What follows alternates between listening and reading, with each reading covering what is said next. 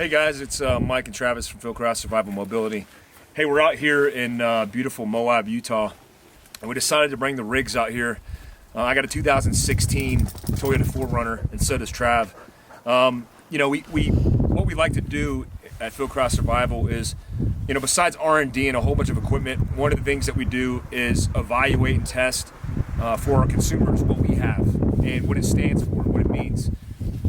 If you haven't noticed already, obviously, Fieldcraft Survival Mobility has been something that we started recently. It's because of the relevancy we see in everyday mobility.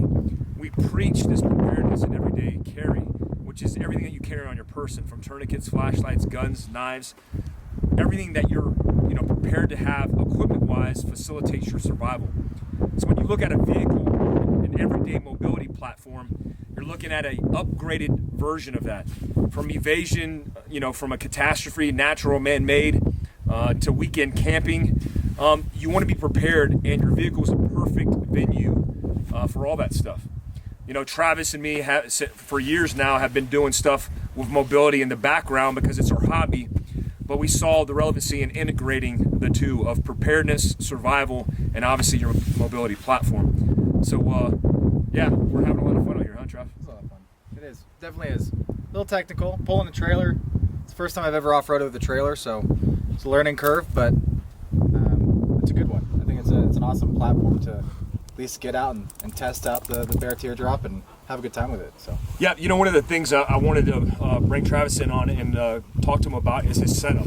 Travis has an elaborate setup, more so than mine, and he's been building all the stuff not only externally to handle all the terrain that you might run into on a daily basis, especially in overlanding and off-roading, but also all the internal components that you've been doing as well. All right, so let's go over to the Toyota 4Runner and your kind of setup. What do you see as some significant modifications that you've done externally and internally to the 4Runner? Well, I think the first things that I always go for, especially when I used to have a pre-runner, is I want to make sure I have enough clearance.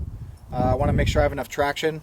And I also want to have the suspension that can really take whatever I throw at it. So what I did was I went with Icon 2.5 series CDCV setup, running their delta joint upper control arms.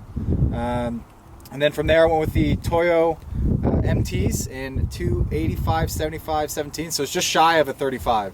As much as I'd like to go to 35, it's kind of a pain to set that up. But gearing wise, I went with Revolution. So they're actually 488s. They aren't the greatest on highway, but they're great off-road, especially with pulling a trailer. Right now we're pulling a bare teardrop. It's their Apache XLT.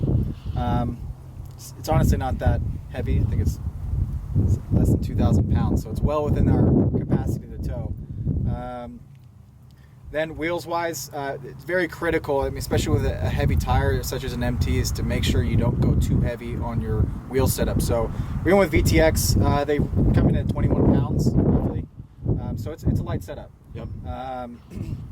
And then after that, we threw on some armor. I have some basic armor, not as much as I should, but I'm running a pelletry built front bumper.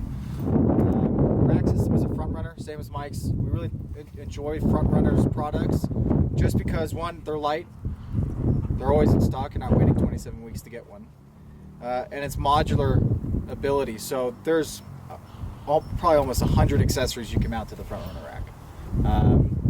In terms of traction, recovery options, I'm running a Mean Mother winch, 9,500 pounds, tread 1100s, and that's about it for the outside. Lighting is all Terrain Concepts. So I've got ditch lights, roof rack lights, pods in the front, got LED bar in the front bumper. Another thing that helps out a lot is I've got a Magnuson supercharger. So to the motor, we're just over 400 horsepower, and that helps especially with torque. Yeah. Paired up with the gears, it's killer. So there's a lot of modifications obviously you could do, as you can see with Travis's setup. But if you don't have to have a $50,000 Toyota 4Runner with all these mods to be able to go out and enjoy overlanding and get something out of it.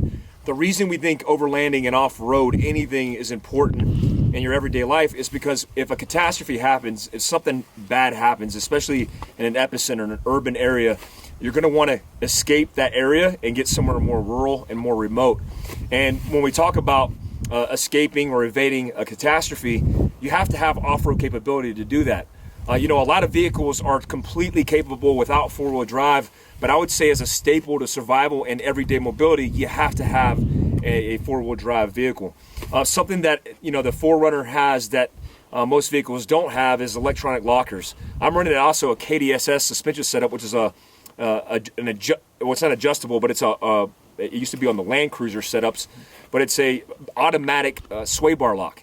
And basically when you're off-road, it's unlocked and you can get the articulation that you need to get over obstacles. But when you're on-road, it feels like a car. It doesn't feel, you don't get all this swaying.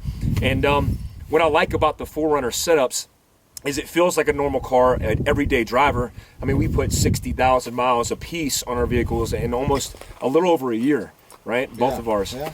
And so you could do that from, on-road daily commuter to getting off-road and really hitting anywhere you want to go. But again, in survival, it's a must that you have a vehicle with some capability. Now, if you don't have it, obviously, because of financial constraints or whatever it may be, there's a lot of things that you could do internally. We talked about all the things you could do externally, but some of the internal recommendations that we recommend is one, that you always carry an everyday mobility pack. So let's talk about your everyday mobility pack, because I know you actually run some Molly systems on the back and you run some go bags. What's in your everyday mobility packs? Well, I think a key staple, especially when you're going anywhere outside of general population, is having a medical kit. So I actually run our Fieldcraft survival kit. And that's huge. I actually carry more than one in the vehicle. So I have one on the back of my headrest. I have one on the passenger rear side of the seat, and I have one in the trunk. Each one is built kind of depending on where I'm going.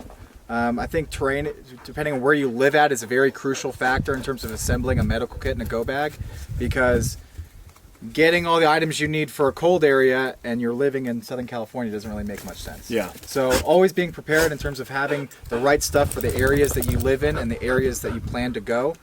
So on the seat back Molly panels, I'm running just a little duffel bag that I keep some gloves in, just off-road accessories. Then I do have the med kit. I have my winch controller. I have a knife. In my visor, I keep a bunch of chem lights. A lot of people don't know the use of chem lights in terms of certain colors mean certain things. What you can actually utilize them for when you're off-road, especially with bringing in, if you do get injured and you have to bring in a helo, you can utilize that as a marker. And I'm also using a brand motion Summit View 360 camera. So basically what it does is it takes... Fancy. It's fancy. It's fancy. Yeah. It's pretty cool driving down the road, and it's just you have this 5-inch monitor where your rearview mirror. So in that brand motion Summit View 360 system, what it does is it integrates 6 cameras, and it gives you a 360-degree view of your vehicle overhead, and then you can patch it into different channels so you can see literally everything around your vehicle, and it connects it to DVR. Another thing that we also run into issues, especially coming out to places like this, is cell connectivity. There's times where we want to be away from it, get away from our cell phones and stuff like that. But then there's also times when it is definitely needed, and you want to have the ability to utilize it if you do. So, especially if you're by yourself, right? If you're alone and you don't have anything, and something happens and goes wrong, you want to be somebody to be able to get to you. Exactly. So there's a company actually out there that's called WeBoost, and I use their platform, their 4G system. That if you don't have any service, it's not going to work. If you at least have one bar, it is definitely going to help your connectivity issues. It's a boost, onboard booster antenna, right? Correct. And then also inside, one of the biggest things, especially when you're going off-roading, is making sure all your items are secure. They're not bouncing around. You're not having things fly up in your face and stuff like that. So we actually utilize the Front Runner drawer system. It's 2 3CR12 steel drawers that pull out, and you can put anything in there. I mean, cooking ware. Recovery stuff, right? Recovery. Yeah. Guns and ammo. It's all lockable. So that's definitely also another good portion to have. I like it. So, these rigs are completely kitted out. Me and Travis today tried to do some more technical stuff that you see, what would be called or deemed rock crawling. And, one of the points that we want to drive home is that, you don't have to be into off-road stuff and do rock crawling. You know, a lot of people are criticized. This industry is kind of cutthroat, just like the tactical industry, in the sense that people feel like they own the monopoly on the technicalities of what off-road or overland is. And the bottom line is, as long as you're out there, you're being safe, you're having fun, but you're learning something that can lend itself to like a deliberate plan of action that helps you get out of a bad situation, then it's all good. It's all fun stuff. I'm looking forward. One, you know, we're going to do some more podcasts. But you're going to see more of us in everyday mobility, but also we're bringing back the survival off-road courses that we used to run. Last year, me and Kurt ran a whole bunch of them in Nevada, but we're going to bring them back to the Utah area, Nevada, Colorado, and Arizona. And, you know, the premise is we're overlanding, we're having fun, the tribe is having a community of like-minded individuals that want to enjoy their time, but also we're learning on the fly. You know, we have stations set up where we teach survival, we teach people how to make fires, procure water, terrain considerations, medical, all kinds of cool stuff, even fighting from your vehicle. Like how are you going to manipulate a rifle around the workspace or a pistol around the workspace to defend yourself? So I think it's we have a lot to look forward to this year, and I'm looking forward to our new equipment line as well. Fieldcraft Survival Mobility will be releasing an equipment line for overland and off-road vehicles that you could add to your everyday mobility platform. Yep. It's going to be a good time. Yeah, I can't wait, man. So again, until next time, we say the same thing every single time because we want to instill this mindset, but stay alert. Stay alive. Later, guys.